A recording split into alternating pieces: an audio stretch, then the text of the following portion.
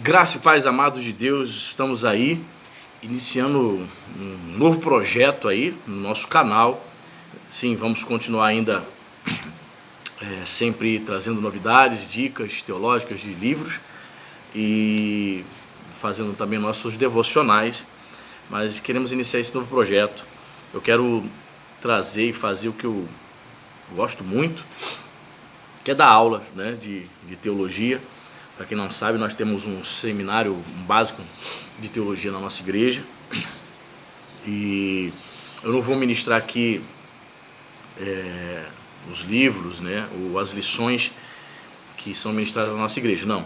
É um projeto à parte que eu quero iniciar, baseado neste livro aqui. Um livro muito famoso, muito conhecido, da editora Vida, conhecendo as principais doutrinas da Bíblia, que seria assim um livro de teologia sistemática. O autor é o Mayan Pillman, perdão, que seria um livro de teologia sistemática, assim de forma resumida, ok? Esse livro aqui, a sua edição original lá nos Estados Unidos foi publicado pela primeira vez em 1970, então está completando desde sua origem 50 anos, ok? E já passou por várias edições aqui no Brasil, tá? Essa edição aqui é de 2006, é um best-seller da editora Vida, ok?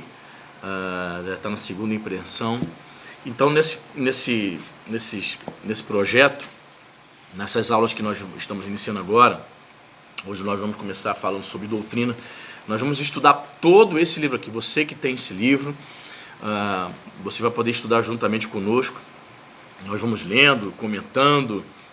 Necessário fazer anotações aqui, tem um quadro aqui, ok? E vamos ali procurar trazer toda aquela teologia de forma assim simples para você que está iniciando, para você que tem certa dificuldade, né? Porque um livro de teologia temática, queridos, assim, completo realmente, com profundidade, trazendo as principais doutrinas cristãs, no mínimo tem que ter aí 1.200 páginas, certo? 1.500 páginas. Por exemplo, existe uma obra do Norman Geisler, né, que a CPAD lançou em 2 volumes, somando os 2 volumes dá mais de 2.500 páginas. Então, temos aqui esse livro que nós vamos estudar por completo. São 11 lições, temos 408 páginas e nós vamos dividir, né, nossas aulas assim, 30 minutos, 40 minutos, quem sabe, cada aula. Ok? Vamos dividir o nosso estudo, é quase como se fosse um curso, né, queridos? Esse livro é muito usado em alguns seminários como livro-texto, na parte de teologia sistemática, ok? Então, nós vamos falar sobre as principais doutrinas bíblicas, né?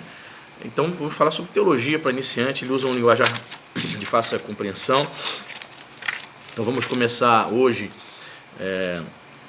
falando, né, sobre doutrina. Vamos dividir em vários vídeos, certo? Eu não estou com pressa de poder me aprofundar correndo com as disciplinas. Nós vamos estudar tranquilamente. Então temos aqui lições, disciplinas que nós vamos estudar. Vamos lá.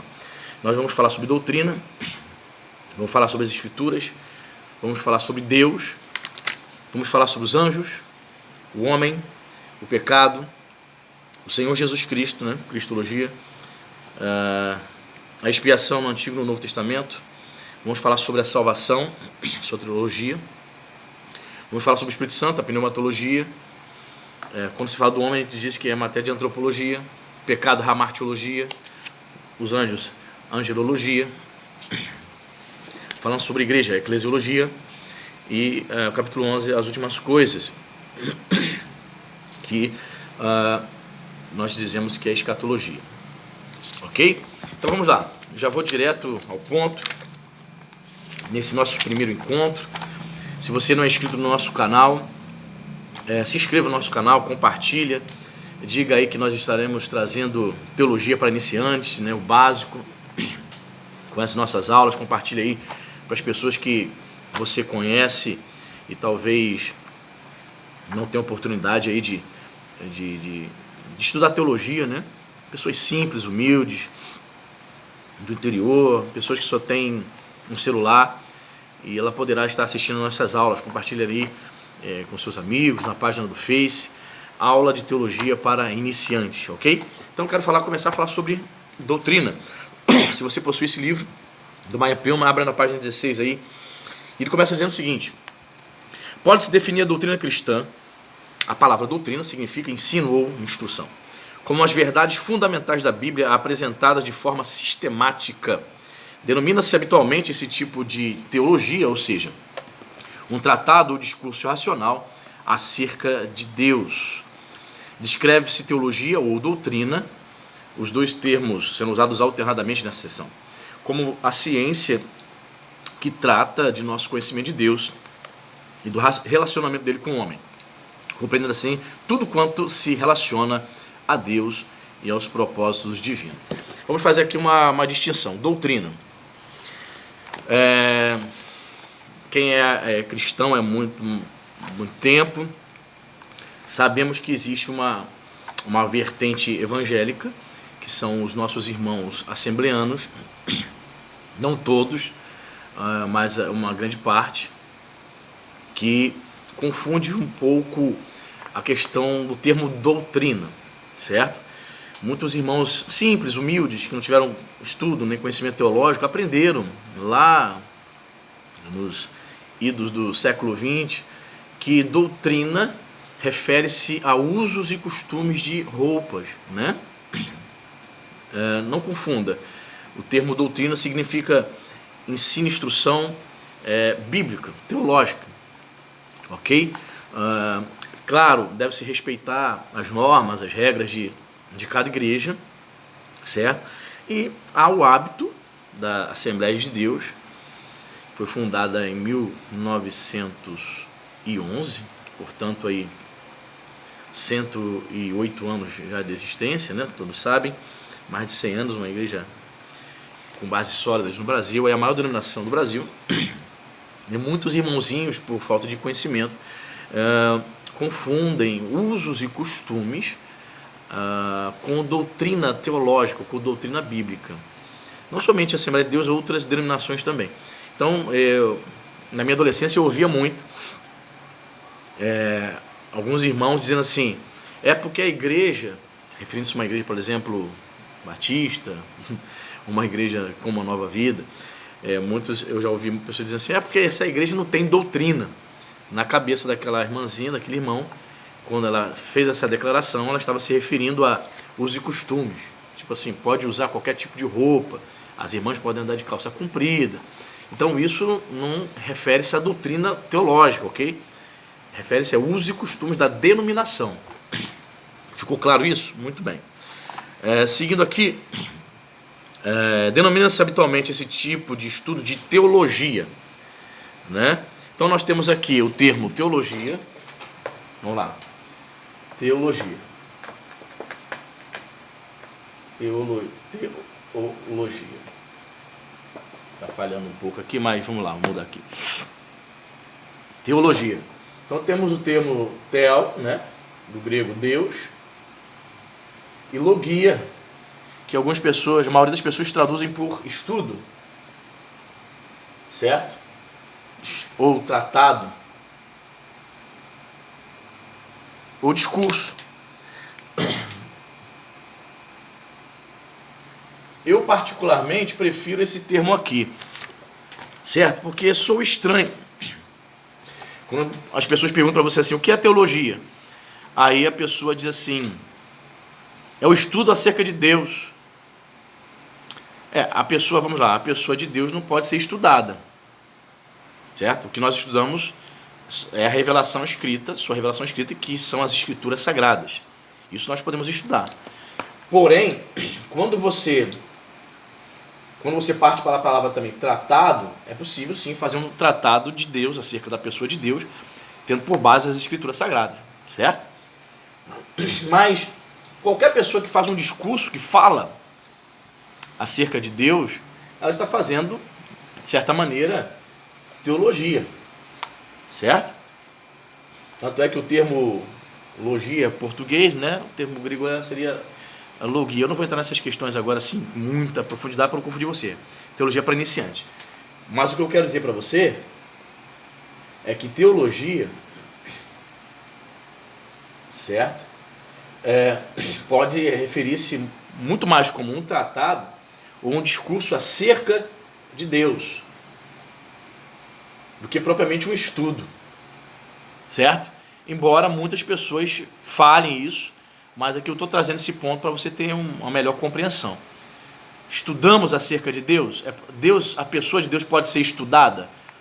Em sua essência, não. Mas quando nós nos voltamos para a sua revelação escrita, que é a Bíblia, podemos sim saber, estudar, realizarmos um tratado acerca dele.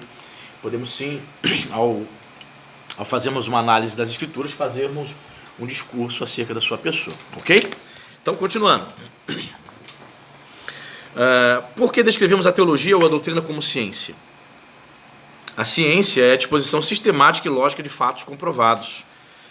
A teologia é considerada ciência porque consiste em fatos relacionados a Deus e as coisas da ordem divina apresentadas de uma maneira lógica e ordenada, certo? Então, podemos afirmar que a teologia também é considerada uma ciência, ok? Porque ela apresenta fatos. Quando você abre as Escrituras, nós temos ali fatos históricos, fatos comprovados pela arqueologia. Então ela não deixa de ser uma ciência, podemos assim dizer, ok? E diz mais aqui, qual a conexão existente entre teologia e religião? Religião origina-se da palavra latina ligare, que significa ligar, certo? Ligare. Aqui, ligare. É igual a religião, certo? É um termo latino. Então, latim. Certo? Religião representa atividades que ligam o homem a Deus numa determinada relação. Então a palavra religião tem um termo aqui, ligar. Então alguns comentaristas vão dizer, algumas pessoas entendidas em latim vão entender que a religião também significa outro termo, ligare, que significa, traz a ideia de ligar o homem a Deus. O homem estava desligado. Então a religião, tá? Basicamente, entendendo se é cristã, tem essa finalidade de ligar, ok? Ou ligar novamente.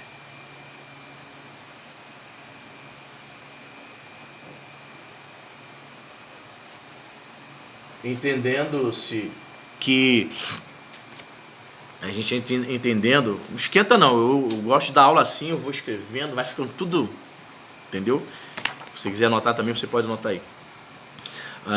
Ligar novamente, ou seja, partindo da ideia de que o homem no Éden tinha comunhão com o Senhor, o pecado entra e ele perde essa ligação com Deus, essa comunhão. Então, quando o homem sai do Éden, é expulso do Éden, temos na linhagem de Sete, né? Ali na linhagem de Sem, melhor dizendo, ali a permanência, o começo, digamos assim, da religião que se busca a Deus, uma tentativa do homem voltar à sua comunhão a Deus, estabelecendo ali altares, a religião propriamente nos seus primórdios se iniciando na tentativa, na ideia de que o homem precisa voltar a se relacionar com Deus, assim como se relacionava lá no Éden, ok? Então a gente vai seguindo mais aqui. Religião representa as atividades que ligam o homem a Deus numa determinada relação. A teologia é o conhecimento acerca de Deus. Assim, a religião é a prática, ao passo que a teologia é o conhecimento. Certo? A religião e a teologia devem coexistir na verdadeira experiência cristã. Contudo, na prática, às vezes, elas se encontram de tal maneira distanciadas que é possível ser teólogo sem ser verdadeiramente religioso. Isso é verdade. Você sabe que existem muitas pessoas que conseguem fazer um discurso acerca de Deus sem necessariamente ser piedosa. Existem teólogos que não têm comunhão nenhuma com Deus, mas eles dominam a sua prédica, o seu conhecimento vasto acerca das Escrituras Sagradas. Então é possível ser um teólogo sem ser piedoso ou religioso, certo? Certamente você já viu aí muitas pessoas com vasto conhecimento teológico, mas elas não têm nenhum temor a Deus, né? Por outro lado, a pessoa pode ser verdadeiramente religiosa sem possuir um conhecimento doutrinário sistemático. Talvez você esteja assim, iniciando, começando, você é uma pessoa piedosa, simples, humilde, não teve condições de estudar, você não teve condições de fazer um básico em teologia, você já assistiu de repente outros canais, mas não se identificou com o professor, com o preletor, né? Então, você entende, você sempre foi uma pessoa piedosa, mesmo com o seu conhecimento ainda limitado, né? É possível sim a pessoa ter o básico do conhecimento bíblico e ela ser uma pessoa extremamente consagrada a Deus. Isso aí a gente não tem dúvida, né?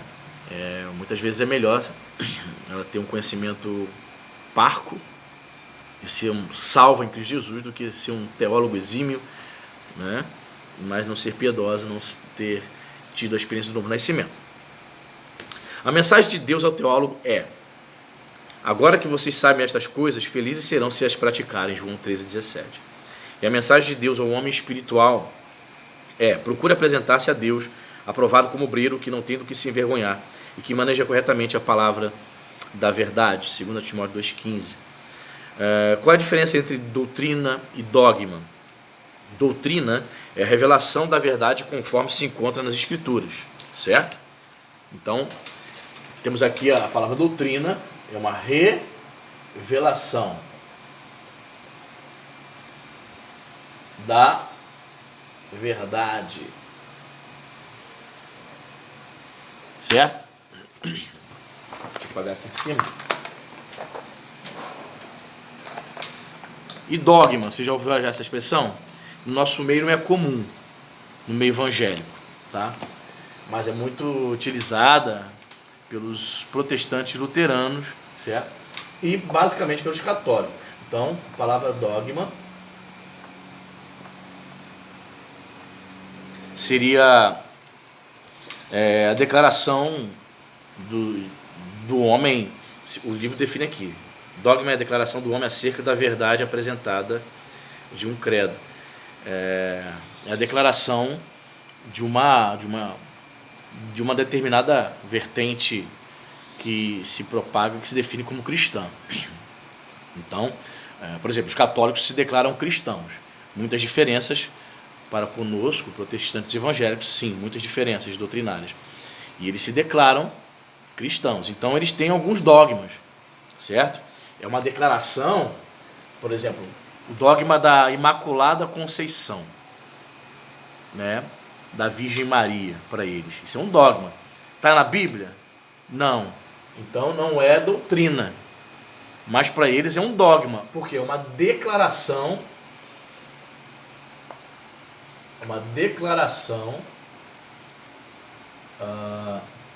Efetuada pela Igreja Católica. É uma declaração católica.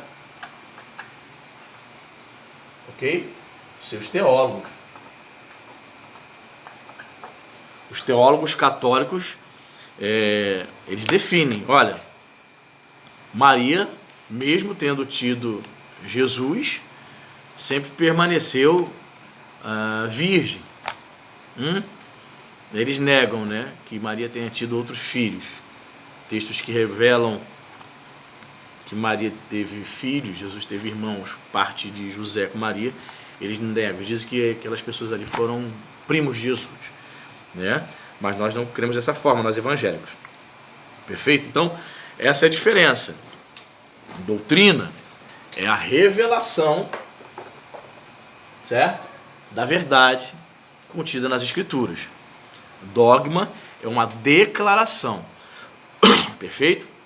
É uma declaração dada pelo homem acerca de um credo, acerca de uma crença, perfeito? Você já ouviu falar daquela palavra credo? A pessoa que não considera católica disse assim, eu vou rezar o credo. A palavra credo significa uma palavra latina. É uma palavra latina que significa creio. Você que gosta de fazer anotações, pode fazer anotação no seu caderninho aí. Aí a pessoa fala assim, cruz credo. Então ela estaria dizendo assim, creio na cruz. Quando ela se assombra, quando ela vê alguma coisa fantástica, né, alguma coisa, uma história, um fantasma, ela fala cruz credo, né, cheio de superstições. É como se ela está declarando, eu creio na cruz, né? Eram hábitos que nós tínhamos quando éramos católicos, certo? Então, perfeito? Deu para pegar isso aí? Então, dogma é uma declaração dos homens, ou seja, dos teólogos católicos, acerca de um credo, acerca de uma crença que eles têm em particular. Por exemplo, como eu dei aqui o dogma da Virgem, né, da Imaculada Conceição. Perfeito? Então vamos lá, temos aqui mais alguns minutos, vamos continuar. O valor da doutrina. O valor da doutrina.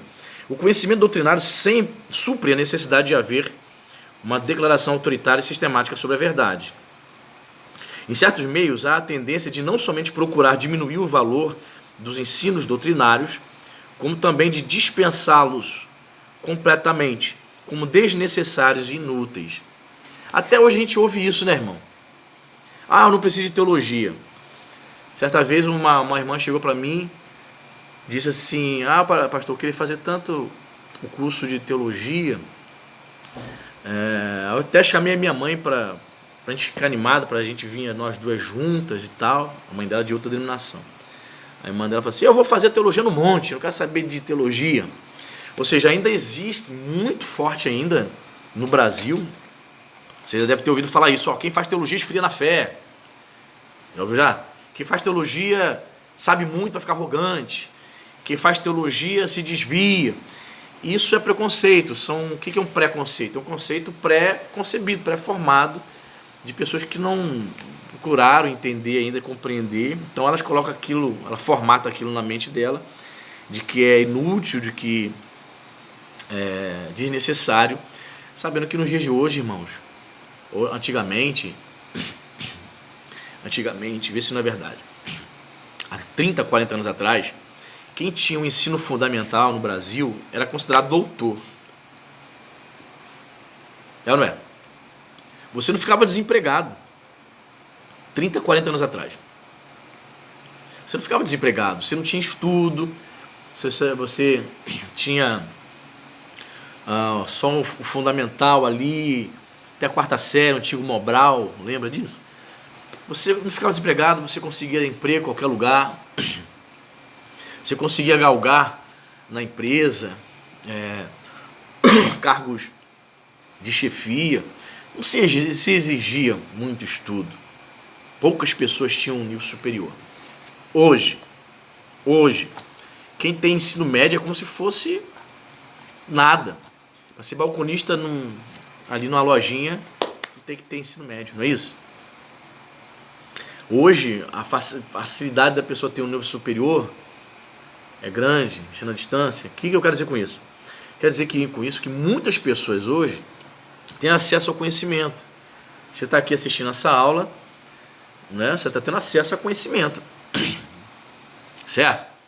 Então, quando você vai pregar, aqui na minha igreja, eu tenho um pouco mais de 90 pessoas congregando conosco aqui.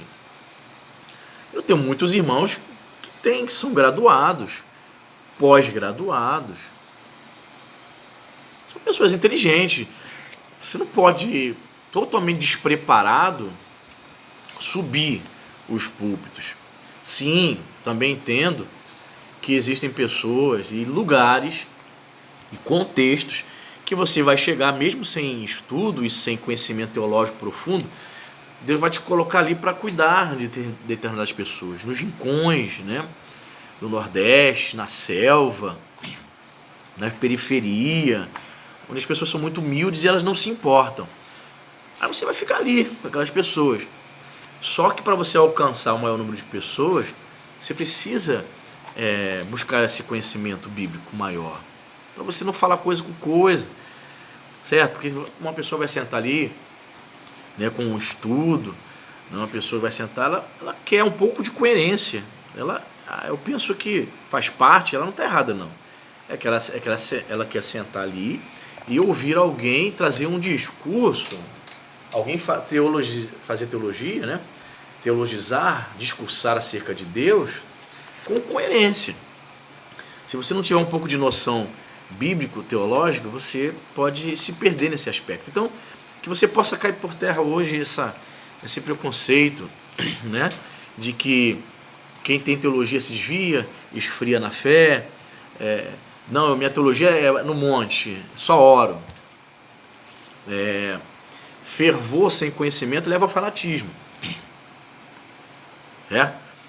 Fervor sem conhecimento leva ao fanatismo. Então a gente tem que unir o fervor com o conhecimento. Veja o apóstolo Paulo. Um homem piedoso, um homem de Deus, paixão pelo ministério, paixão pelas almas, paixão por Jesus, paixão por Deus, mas ao mesmo tempo um homem extremamente preparado. Ó, só de cara, a gente percebe, ele estudou aos pés de Gamaliel, é como se ele tivesse aí um doutorado em teologia, certo?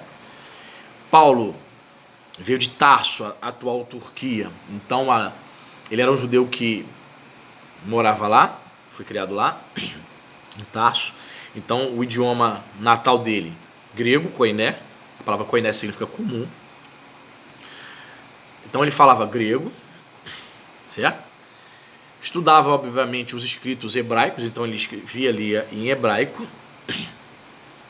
Falava também aramaico, que era o idioma nos tempos de Jesus, o idioma da Palestina. Após a volta do povo do cativeiro babilônico, depois de 70 anos, eles trouxeram essa língua para Israel. O hebraico deixou de ser falado entre o povo, e o povo começou a falar aramaico. Então Jesus conversava com seus discípulos, pregava em aramaico. Certo? Então Paulo falava o grego, escrevia aramaico, hebraico, e Paulo conversava fluentemente com os soldados do Império Romano, que falavam latim. Então Paulo, só nessa brincadeira aqui, era um poliglota que dominava 4 idiomas. Certo? Mas a sua formação teológica, que incluía o estudo, né, da Torá, e também a sua formação também incluía o estudo da oratória, né, ele aprendeu a discursar, certamente ele estudava também os pensadores gregos, estudava os rabinos. Então a formação cultural de Paulo preparou ele para ser uma bênção, um instrumento grandioso no reino de Deus. E eu creio também que você vai ser também um instrumento nas mãos do Senhor. Amém? Então, deixa eu aqui, nessa primeira aula aqui, vou gravar mais um vídeo, vou lançar agora a aula 1 e a aula 2. Você pode logo assistir a aula 2, dando continuidade, para o vídeo não ficar muito longo, ok? Deus te abençoe e fique conosco aí, se inscreva no nosso canal, compartilhe esse vídeo, estamos iniciando esse projeto aí, aula de teologia para iniciantes, aula 1, doutrina, ok? Deus abençoe.